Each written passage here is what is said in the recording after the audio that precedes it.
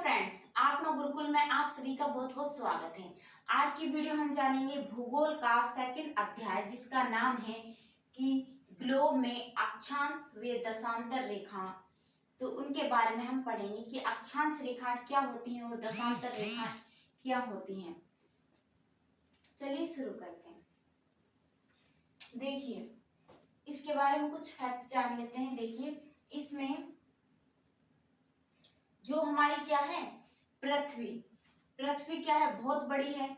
उसको हम एक नजर में एक बार में देखने में क्या है, असंभव है, वो देख नहीं सकते। तो हम क्या करते हैं, तो हमने एक ग्लोब बनाया। ग्लोब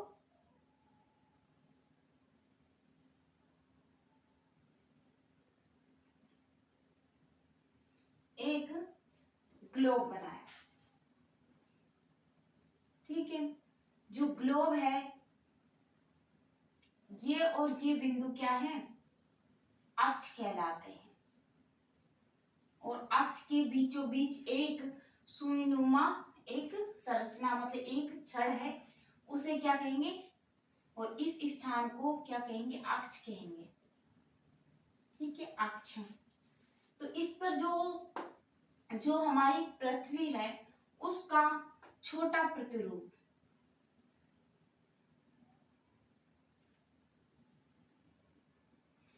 पृथ्वी का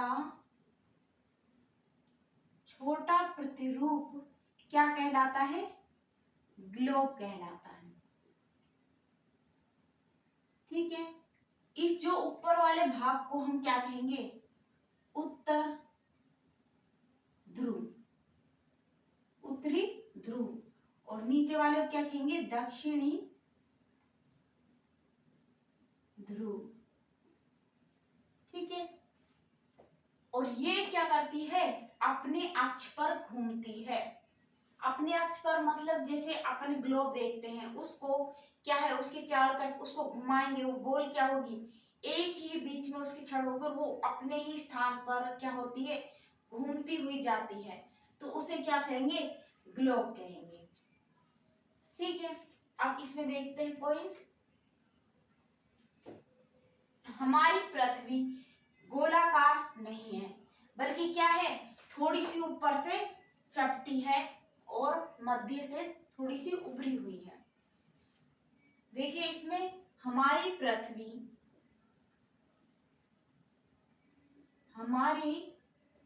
पृथ्वी गोलाकार नहीं है,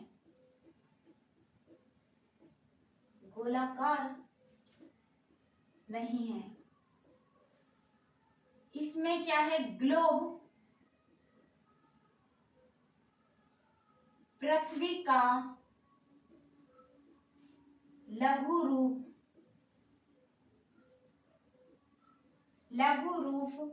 में एक छोटा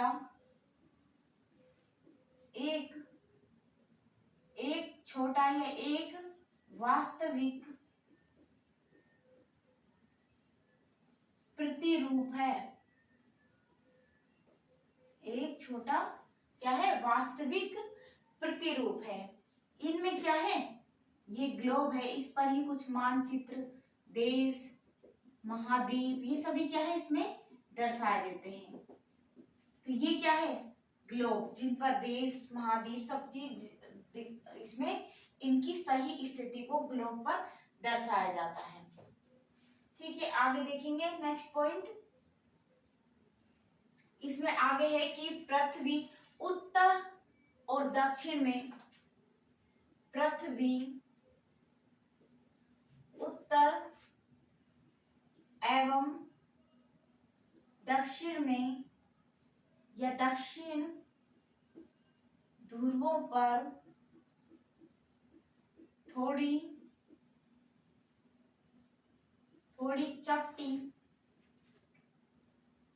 चपटी तथा मध्य में थोड़ी उभरी होती है, थोड़ी उभरी स्थिति में होती है। हमारी जो पृथ्वी है वो गोल नहीं है, बल्कि क्या है, ऊपर से चपटी है यानी धसी हुई है, बल्कि जो इधर की साइड से क्या है, थोड़ी सी उभरी है। ठीक है, दोनों साइड से उभरी है और ऊपर और नीचे से क्या है, धसी हुई है। तो इसलिए हम अपनी जो पृथ्वी को गोल नहीं कह सकते। आगे देखेंगे कि ग्लोब पर बहुत सारे देशों,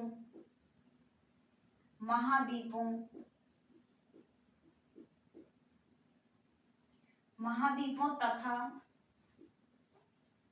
महासागरों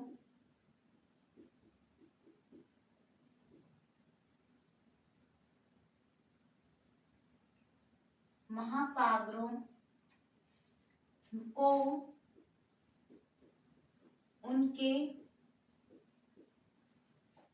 उनके सही आकार में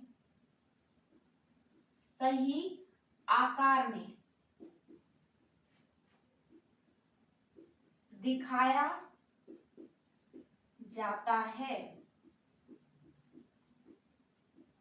ठीक है, उसको जो छोटा प्रतिरूप है तो उसपे जो भी देश है, महाद्वीप है, महासागर, उनको भी उसी क्रम में, सही आकार में, उसकी सही स्थिति में मानचित्र में दर्शाया जाता है।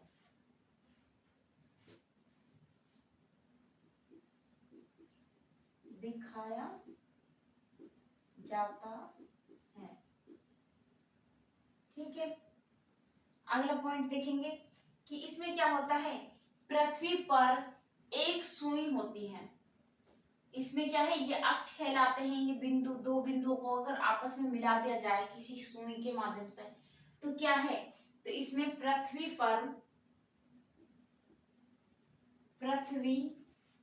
पर एक सुई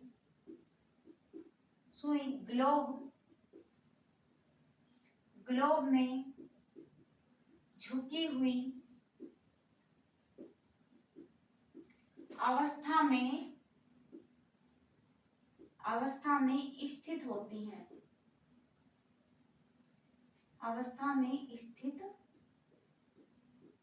है। जिसे हम क्या कहते हैं, अक्ष कहते हैं। जिसे हम अक्ष कहते हैं। ठीक है, झुकी हुई अवस्था में जो हमारी पृथ्वी है वो कैसे थोड़ी सी झुकी हुई अवस्था में होती है, और जिसे हम क्या कहते हैं, किस कारण, देखिए यहाँ पर ये दिख रही है, पर ये क्या है, जो अक्ष पर खींची गई जो रेखा है, हमारी पृथ्वी पर खींची गई है यहाँ पर, तो ये वास्तविक नहीं है, बल्कि क्या है, काल्पनिक है। यानी हमारे द्वारा उसकी स्थिति को दर्शाने के लिए, मतलब सही जगह या स्थिति को दर्शाने के लिए ये रेखा खींची गई है। नहीं तो हमारी जो पृथ्वी है उस पर ऐसी कोई रेखा नहीं है। आगे देखेंगे इसमें आगे देखेंगे ग्लोब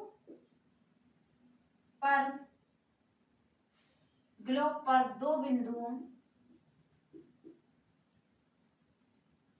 बिंदु जिनसे होकर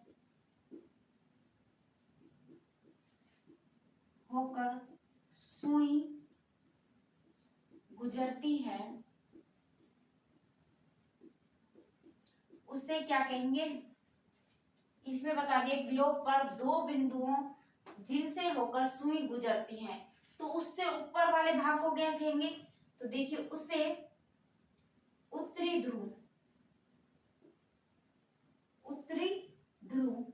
वे नीचे वाले को दक्षिणी ध्रुव कहते हैं। ये अपने अक्ष पर चारों ओर चक्कर लगाती हैं। तो ये क्या करती हैं, ये अपने अक्ष पर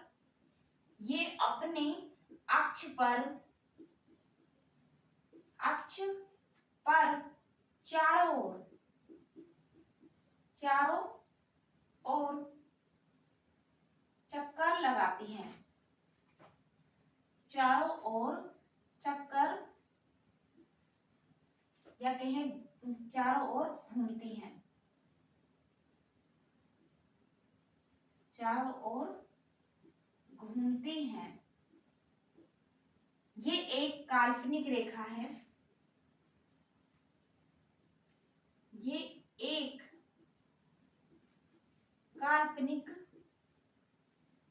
रेखा है। देखिए इसी के साथ हम एक चीज और जान लेते हैं कि जो हमारी पृथ्वी है, ये ग्लोब है, एक तरह से इसको मान लीजिए ग्लोब है। ग्लोब को हम इधर पूर्व से पश्चिम की तरफ भी घुमा सकते हैं और पश्चिम से पूर्व की तरफ भी, दोनों साइड हम इसको घुमा सकते हैं। लेकिन जो हमारी पृथ्वी है वो पश्चिम से पूर्व की ओर ही घूमती है। पृथ्वी पश्चिम से पूर्व की ओर घूमती है। ठीक है, जो हमारी पृथ्वी है उसको हमने, जो ये रेखा है क्या है, इस जो रेखा ने क्या करा है, ये अक्ष पर, ये अक्ष है, इसने हमारी पृथ्वी को दो भागों में बांट दिया है। यानी कहे तो जो ये पृथ्वी को बराबर भागों में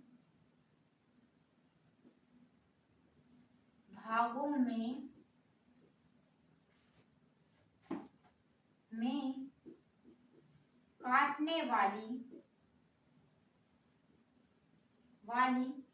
काल्पनिक रेखा है।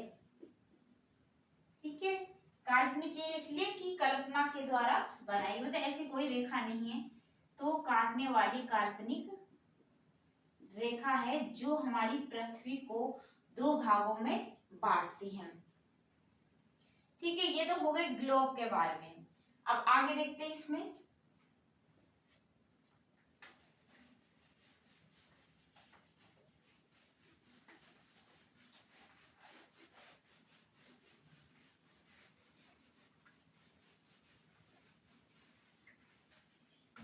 देखिए आगे हम देखेंगे ग्लोब पर कुछ विषुवत रेखा, विषुवत वृत्त होते हैं।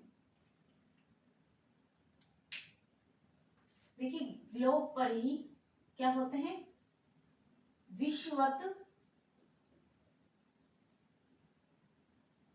वृत्त। अब ये विषुवत वृत्त क्या होती हैं, विषुवत वृत्त, तो इसमें हम देखेंगे जो हमारी पृथ्वी है उसको दो भागों में बांटने वाली जो रेखा है उससे हम कहेंगे विषुवत रेखा। ठीक है, ये क्या है, विषुवत रेखा है, हमारी पृथ्वी को दो भागों में बांट रही है। अब इसमें जो उत्तर वाला भाग है उससे हम कहेंगे उत्तरी ध्रुव, फिर नीचे वाले दक्षिणी भाग को हम कहेंगे दक्षिणी ध्रुव। ठीक है, अब आगे देखिए पृथ्वी को, इसमें पॉइंट है, पृथ्वी को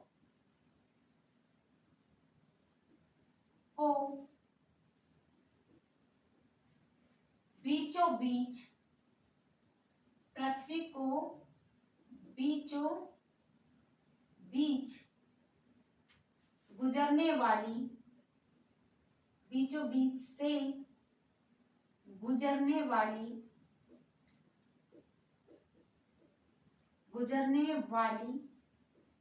काल्पनिक रेखा, काल्पनिक रेखा क्या कहलाती है, काल्पनिक रेखा विषुवत रेखा या विषुवत वृत्त कहलाती है। ठीक है, ये क्या है, पृथ्वी को दो भागों में बांटती है। तो ये वाली रेखा जो हमारी पृथ्वी से गुजरती है इसको क्या कहते हैं, विषुवत वृत्त रेखा कहते हैं। तो इसमें क्या है, ये एक काल्पनिक रेखा है। ठीक है, विषुवत वृत्त रेखा क्या है, एक काल्पनिक रेखा है। अब इसमें अगला पॉइंट देखते हैं, इसमें है कि ये पृथ्वी, ये जो पृथ्वी को दो बराबर भागों में बांटती है, बांटती है। कौन कौन से भागों में बांटती है? तो पहला है उत्तरी ध्रुव, ठीक है, उत्तरी ध्रुव। और दूसरा कौन सा है? दक्षिणी ध्रुव। इस तरीके से हम कह सकते हैं पृथ्वी को दो बराबर भागों में बांटने वाली रेखा को हम विषुवत रेखा कहते हैं। अगला पॉइंट है विषुवत वृत्त। विषुवत वृत्त जो विषुवत वृत्त से ध्रुवों पर या ध्रुवों तक स्थिति सभी क्या होती हैं? समांतर होती हैं। समांतर वृत्त को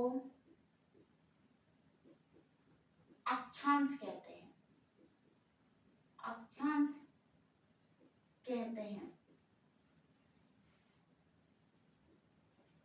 ठीक है। इसमें हमने जान लिया कि अक्षांश किसे कहते हैं। देखिए विषुवत वृत्त ध्रुवों से सभी स्थितियां, यानी कुछ इस प्रकार की लाइनें होंगी। तो इस पर क्या है, इस तरह से, तो इसने कहा कि यहाँ पर समांतर वृत्त रेखाओं को क्या कहते हैं? विषुवत रेखा को ऊपर उत्तरी ध्रुव में और विषुवत रेखा से नीचे दक्षिणी ध्रुव में जो समांतर रेखाएं हैं उन्हें हम कहेंगे अक्षांश रेखा। देखिए अक्षांश रेखाओं का अंश इसमें कहते हैं अक्षांश, ठीक है, अक्षांश जिसे याद है, ठीक है, अक्षांश रेखाएं। तो इसमें क्या है, दूसरा पॉइंट देखते हैं इसका। इसमें है कि अक्षांशों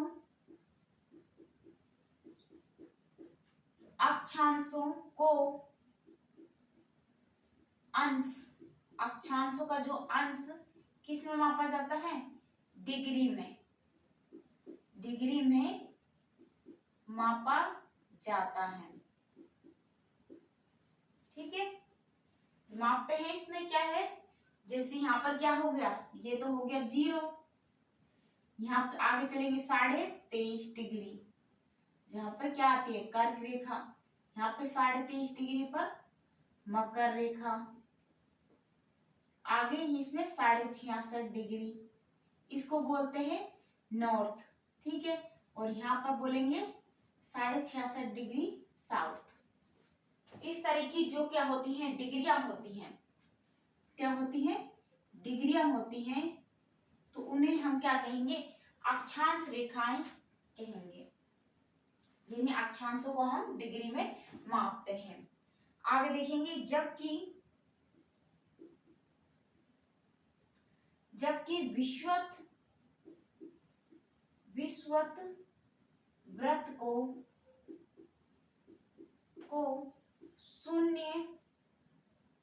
शून्य यानी 0 डिग्री से या डिग्री 0 डिग्री के द्वारा दर्शाया जाता है,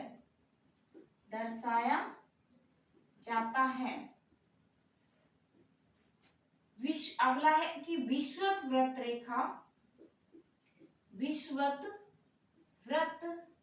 रेखा की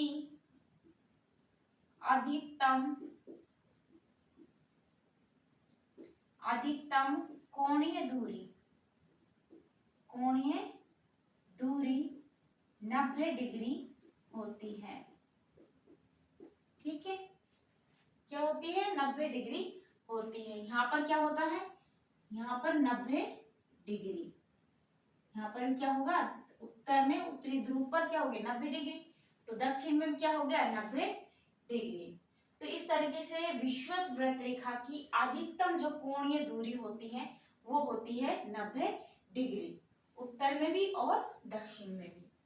अब इसमें देखेंगे कि उत्तरी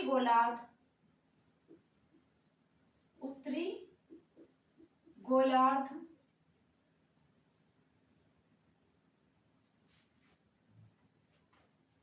उत्तरी गोलार्ध में स्थित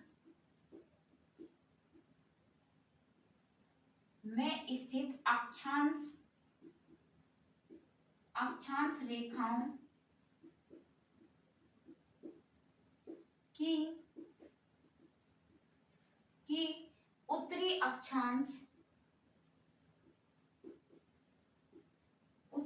अक्षांश के समांतर रेखाएं यानी रेखाएं और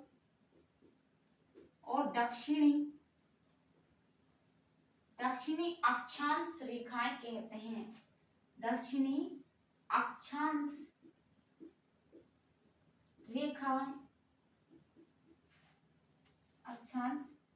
रेखाएं कहते हैं। विषुवत वृत्त उत्तर में विषुवत वृत्त उत्तर अथवा दक्षिण की ओर जाने से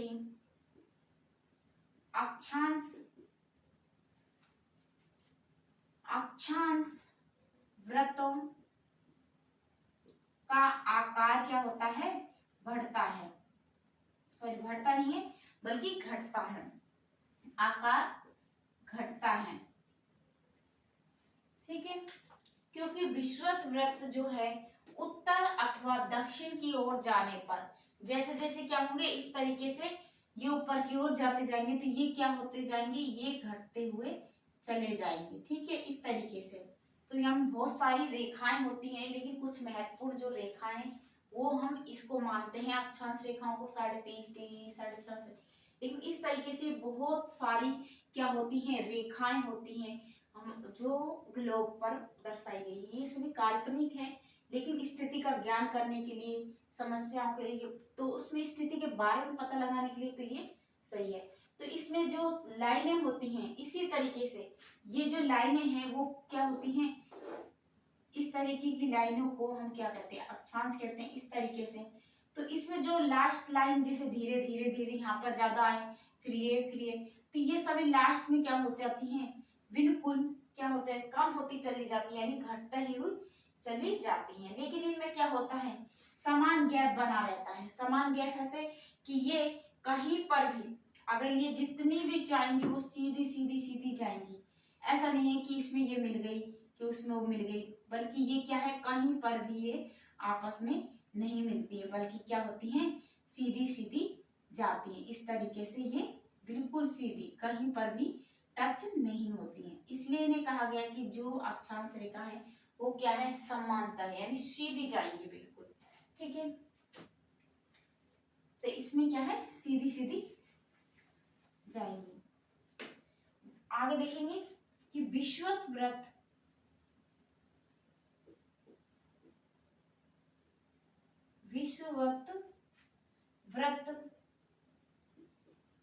के उत्तर में स्थित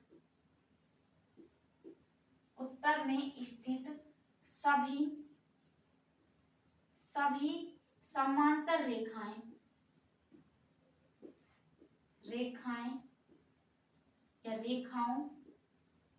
को उत्तरी अक्षांश तथा, ठीक है, और उत्तरी अक्षांश तथा दक्षिण में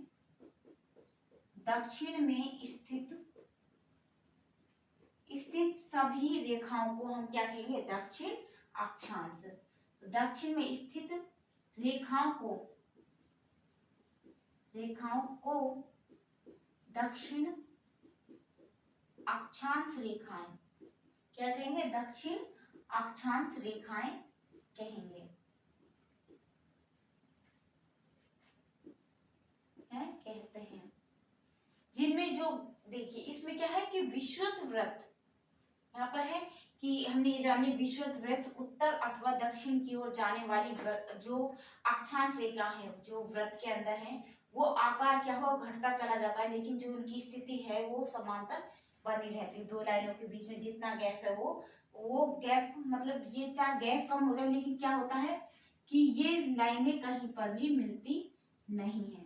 ठीक है, तो इसमें जो विषुवत वृत्त के उत्तर में स्थित है, अगर विषुवत वृत्त ये है लाइन है विषुवत वृत्त की, तो इसके जो उत्तर में स्थित है उन्हीं सभी को क्या कहेंगे उत्तरी अक्षांश रेखा।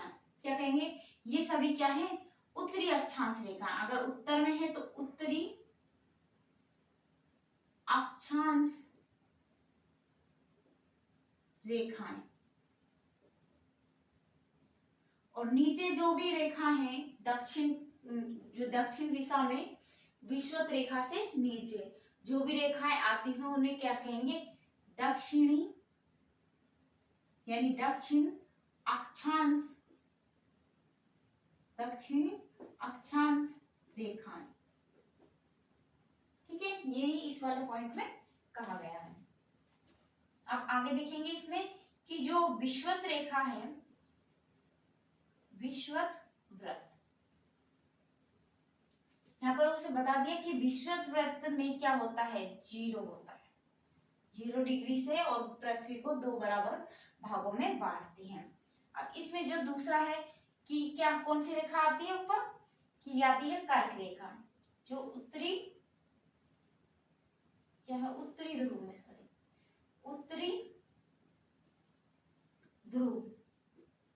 उत्तरी ध्रुव को क्या कहते हैं 90 डिग्री नॉर्थ, और दक्षिण ध्रुव को क्या कहेंगे उसको किससे दर्शाएंगे तो उसको 90 डिग्री साउथ से दर्शाएंगे, 90 डिग्री साउथ। ठीक है, दक्षिण ध्रुव को 90 डिग्री साउथ से। अब इसमें देखो आगे क्या आएगा तो उत्तरी गोलार्ध में क्या होती है कर्क रेखा होती है। अगर ये वाला है तो इसमें क्या होगी कर्क रेखा है, ये वाली लिखी हुई है यहाँ पर कर्क रेखा जो क्या होती है 23.5 डिग्री पर होती है।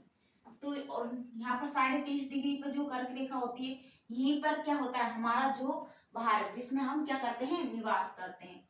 तो हमारे जो भारत है उसको हम थोड़ा देखें तो इस कुछ इस प्रकार से वो हमको दिखता है। तो मान लो कि हमारा भारत है और हमारे भारत से एक कर्क रेखा जाती है तो 23.5 डिग्री पर काटती है। तो इसमें जो हम कह सकते हैं कि जो उत्तरी में है उत्तरी अक्षांश में यानी इसमें उत्तरी गोलार्ध, ठीक है, उत्तर में स्थित है। तो विषुवत रेखा के जो उत्तर में स्थित है उसे हम कहेंगे उत्तरी गोलार्ध। क्या कहेंगे उत्तरी गोलार्ध, और जो नीचे है विषुवत रेखा के उसे कहेंगे दक्षिणी गोलार्ध। तो इसमें यही कहा गया है कि उत्तरी गोलार्ध में कर्क रेखा क्या होती है कर्क रेखा जो कितनी होती है 23.5 डिग्री नॉर्थ यानी उत्तर में। ठीक है, और दूसरी होती है दक्षिणी गोलार्ध। गोलार्ध में क्या स्थित है दक्षिण गोलार्ध किसे कहेंगे ये वाली जो रेखा है यहाँ पर इसको हम मान लेते हैं कि ये जो हमारी है वो 0 है। ठीक है, विषुवत रेखा 0 डिग्री से, तो जो भी इसके नीचे है उसको हम क्या कहेंगे उसको हम कहेंगे दक्षिणी गोलार्ध। और दक्षिणी गोलार्ध में जो अक्षांश रेखा है जो महत्वपूर्ण है वो है 23.5 डिग्री मकर रेखा, 23.5 डिग्री मकर रेखा। तो यहाँ पर वही लिख रहा है हमको कि मकर रेखा जो कितनी है 23.5 डिग्री, कितनी है 23.5 डिग्री है, लेकिन क्या है नॉर्थ है साउथ है तो साउथ में है। ठीक है, साउथ। ठीक है, ये तो होगी हमारी किसकी बात होगी कि ये हमने इसमें जान लिया कि ग्लोब क्या है, ग्लोब पर अक्षांश रेखाएं कैसी होती है, अक्षांश रेखाएं आड़ी रेखा होती है। ठीक है, जो क्या होती है इस तरह से लेटी हुई जो रेखा होती है उन्हें हम अक्षांश रेखा कहते हैं। ये समांतर होती है, कहीं पर भी मिलती नहीं है। ठीक है, जो महत्वपूर्ण जो अक्षांश रेखा है इसमें है, और जो काल्पनिक रेखा है ये सभी क्या है, एक तरह की काल्पनिक रेखा है। ये भी क्या है, सभी जैसे मकर रेखा है, विषुवत रेखा है, कर्क रेखा है, ये सभी भी क्या है, काल्पनिक रेखाएं। ये सिर्फ स्थिति का पता लगाने के लिए तो हमने ये रेखाएं ग्लोब पर खींची हैं, बल्कि क्या है, हमारी पृथ्वी पर ऐसी कोई रेखा नहीं है। अब आगे देखेंगे इसमें।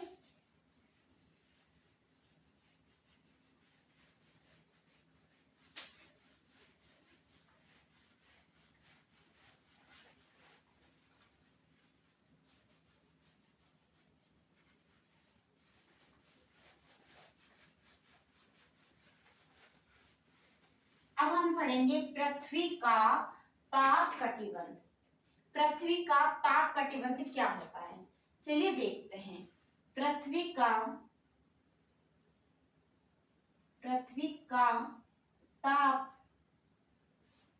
कटिबंध।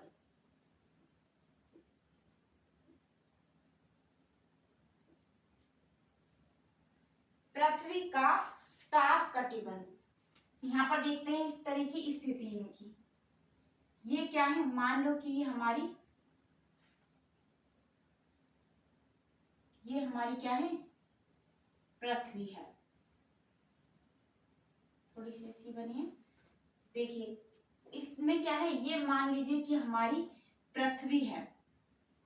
तो पृथ्वी पर क्या है, होते हैं कुछ रेखाएं होती हैं, उनको देखते हैं कि ये क्या है, बीच में है जो भूमध्य रेखा भी बोलते हैं और विषुवत रेखा भी कहते हैं। तो ये है 0 डिग्री भूमध्य रेखा। ठीक है, भूमध्य रेखा जिसे हम विषुवत रेखा भी कह सकते हैं। विषुवत रेखा कुछ भी कह लो, ठीक है। भूमध्य रेखा विश्व यानी विश्व को अलग कर रही है, तो एक विश्व है यानी जो विश्व है, संसार है, उसको अलग करती है, तो विषुवत रेखा। ठीक है, आगे इसमें है क्या, कि इसमें क्या है, कुछ रेखा है, किस तरह से, इसमें इस तरह से,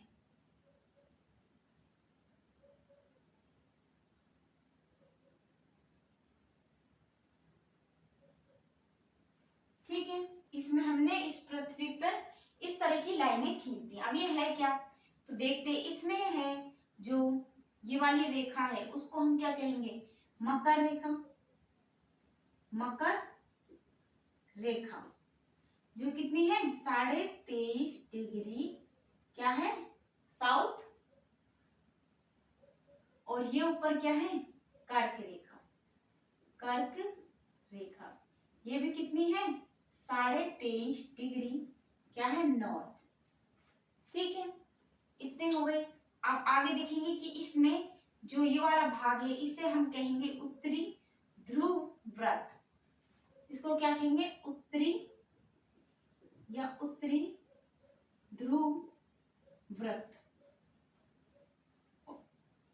यहाँ क्या है हमारा, सॉरी उत्तरी नहीं, दक्षिणी, दक्षिणी ध्रुव व्रत, और ये हो गया हमारा दक्षिण ध्रुव। इसी तरीके से यहाँ देख लेते हैं कि यहाँ पर क्या है, ये है दक्षिण, ये है उत्तरी, उत्तरी ध्रुव व्रत। ठीक है, 66.5 पर और डिग्री पर, और यहाँ भी क्या है, 66.5 डिग्री, और यहाँ पर ध्रुवों पर क्या होती है, 90 डिग्री। ये है उत्तरी ध्रुव। ठीक है, ये हो गई इसकी स्थिति। इनमें क्या होता है, यहाँ पर हम मान लेते हैं कि ये क्या है, सूर्य है, ये हमारा सूर्य है। जब इसका प्रकाश क्या होगा, सूर्य का प्रकाश होता है, जब इन पर सूर्य का प्रकाश कर्क रेखा और मकर रेखा के बीच में होता है।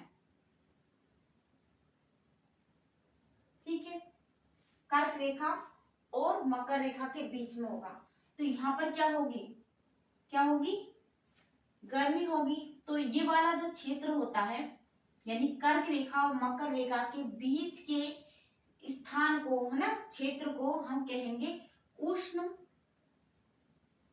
उष्ण कटिबंध, उष्ण कटिबंध। ठीक है, अब उष्ण कटिबंध यहाँ है तो यहाँ भी क्या होगा, उष्ण कटिबंध।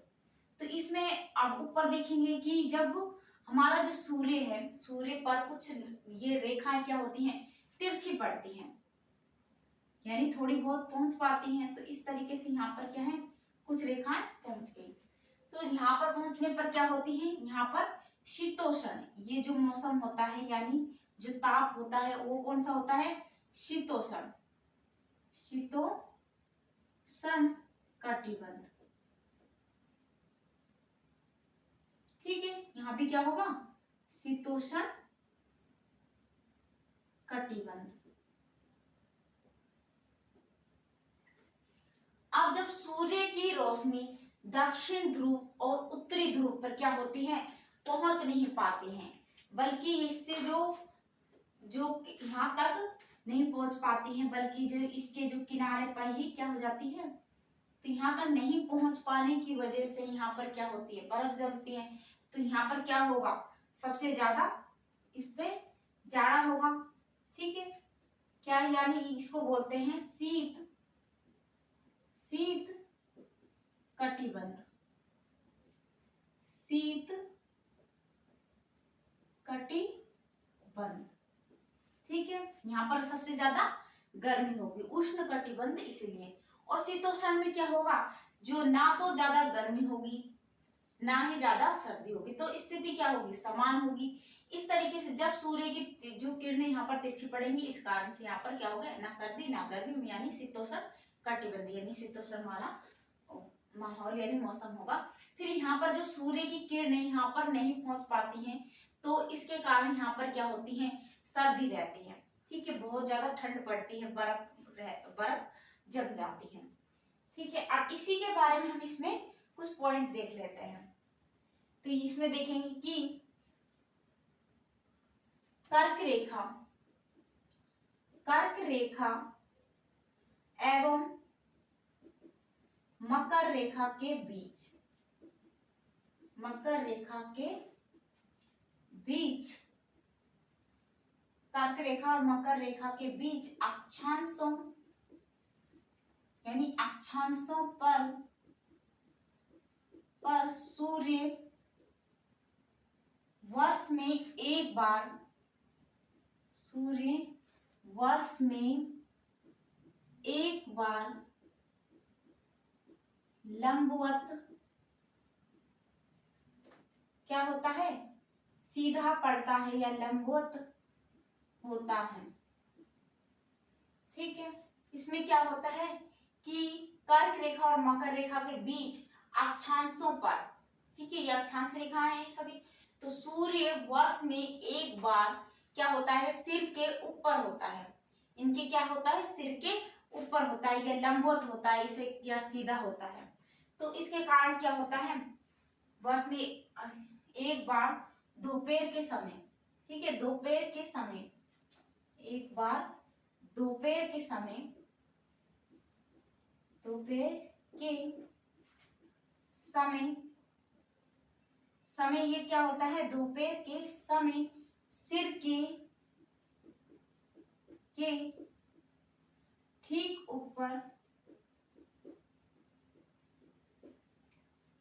ऊपर होता है या लंबवत होता है। सबसे अधिक, देखिए इसमें सबसे अधिक, सबसे अधिक ताप वाला, सबसे अधिक ताप वाला जो क्षेत्र है वो यही कहलाता है, यानी कौन सा वाला, कर्क रेखा और मकर रेखा के बीच वाला जो क्षेत्र है वही कहलाता है सबसे अधिक ताप वाला क्षेत्र, सबसे अधिक ताप वाला क्षेत्र कहलाता है। यानी सबसे ज्यादा क्या होती है, गर्मी पड़ती है। तो इसे क्या कहेंगे, तो इसे हम या इसे उष्ण कटिबंध,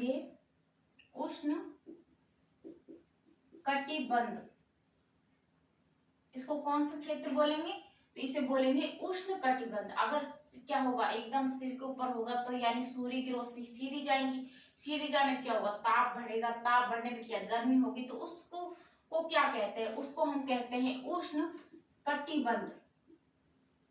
कटिबंध यानी गर्मियां, यहाँ पर क्या होती है, सबसे ज्यादा गर्मी होती है। और जो भूमध्य रेखा है इस पर तो बहुत ज्यादा गर्मी, इस वाले क्षेत्र में जो भी रहते हैं उन पर क्या होती है, वहां पर सबसे ज्यादा गर्मी पड़ती है,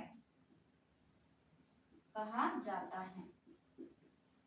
ठीक है, ये हो गया ताप कटिबंध का पहला, कि यहाँ पर क्या है, उष्ण कटिबंध यानी सबसे ज्यादा गर्मी पड़ती है। अब आगे देखेंगे, इसमें आगे है कि ये तो हो गया उष्ण कटिबंध।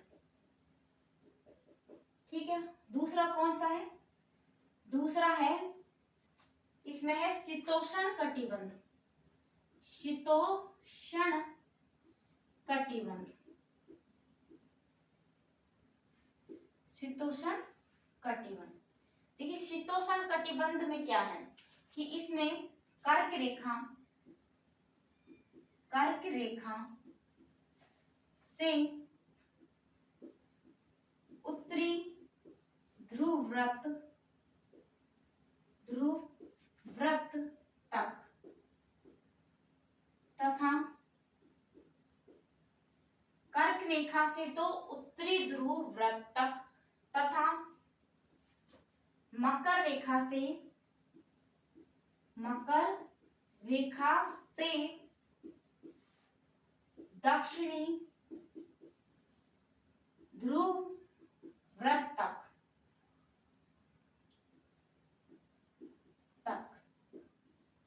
ठीक है, ये क्या है, कर्क रेखा से उत्तरी ध्रुव वृत्त तक, यानी कहाँ है ये वाली, देखिए ये वाली कर्क रेखा है, कर्क रेखा से उत्तरी ध्रुव वृत्त, इसको बोलेंगे ये वाली लाइन को उत्तरी ध्रुव वृत्त तक। और नीचे से मकर रेखा से दक्षिणी ध्रुव वृत्त तक की जो क्या है, रेखा है, उन्हें क्या कहेंगे हम, यहाँ पर जो सूर्य की रोशनी कैसी पड़ेगी, सूर्य की किरणें तिरछी पड़ती हैं,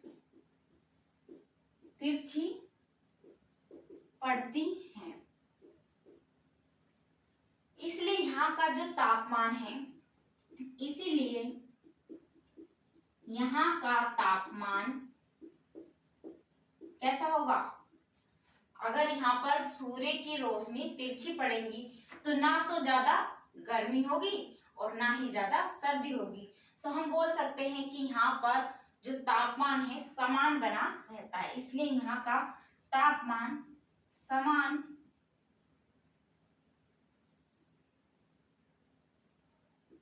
समांतर रहता है। इसलिए इसे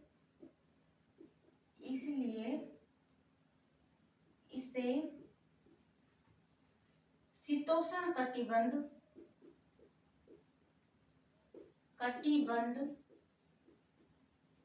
कहते हैं।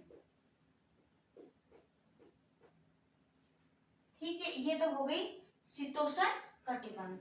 अब हमारा जो तीसरा ताप कटिबंध का है, यानी पृथ्वी पे ताप कटिबंध तीन प्रकार के हैं, पहला है उष्ण कटिबंध, दूसरा है शीतोष्ण कटिबंध, जो तीसरा है वो कौन सा है, शीत कटिबंध।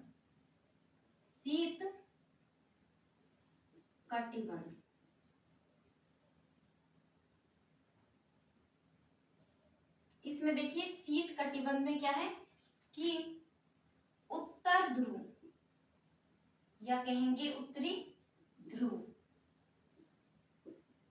ध्रुव वृत्त से उत्तर ध्रुव,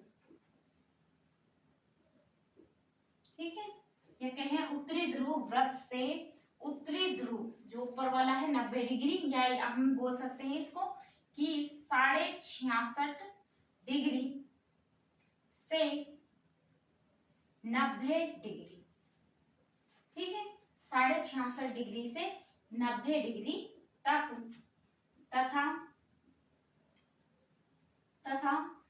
दक्षिणी ध्रुव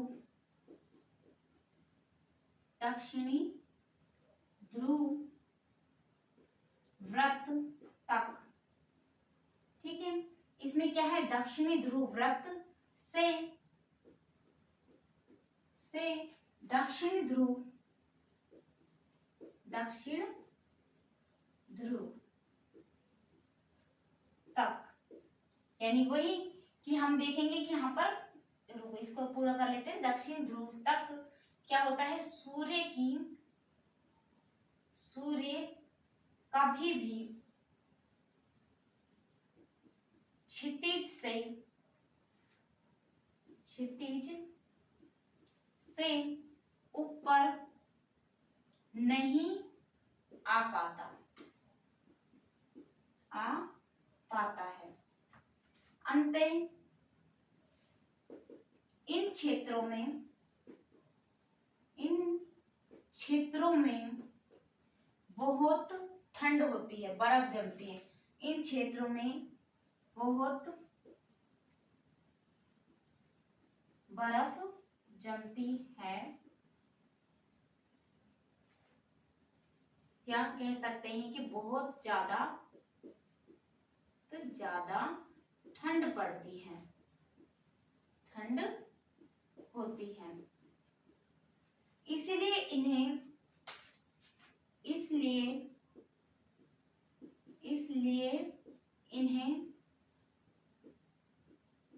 शीत